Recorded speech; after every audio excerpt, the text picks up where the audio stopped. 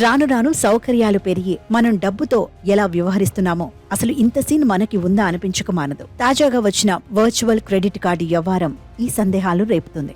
అసలు సంగతికొస్తే రోజురోజుకు డిజిటల్ లావాదేవీలు పెరుగుతున్నాయి. దీంతో UPI light, tap and pay వంటి కొత్త తరహా పేమెంట్ పద్ధతులు పుట్టుకొచ్చాయి. వీటి ద్వారా పిన్ లేకుండానే లావాదేవీలు జరపొచ్చన్నమాట. అంతేకాదు, భౌతికంగా మన వద్ద క్రెడిట్ కార్డు లేకుండా చెల్లింపులు జరిపే మరో సదుపాయమూ ఉంది. అదే వర్చువల్ క్రెడిట్ కార్డ్. ఇంతకీ ఏంటి కార్డ్? దీంతో ప్రయోజనం ఏంటి? క్రెడిట్ కార్డుకు డిజిటల్ వర్షనే ఈ వర్చువల్ క్రెడిట్ కార్డ్. సాధారణంగా క్రెడిట్ కార్డులు భౌతికంగా జారీ చేస్తారు. లావాదేవీలు జరపాలంటే కార్డును వెంట తీసుకువెళ్లాల్సి ఉంటుంది. ఈ వర్చువల్ క్రెడిట్ కార్డుతో ఆ సమస్య ఉండదు. మీరు కావాలనుకున్నప్పుడు ఆన్లైన్లో దీన్ని వినియోగించొచ్చు.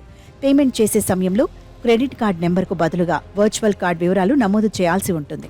ముఖ్యంగా ఆన్లైన్ లావాదేవీల కోసం దీన్ని రూపొందించారు. ఎవరైతే తమ కార్డు వివరాలు బహిర్గతం కాకూడదని అనుకుంటారో వారికి ఈ వర్చువల్ క్రెడిట్ కార్డులు ప్రయోజనకరం.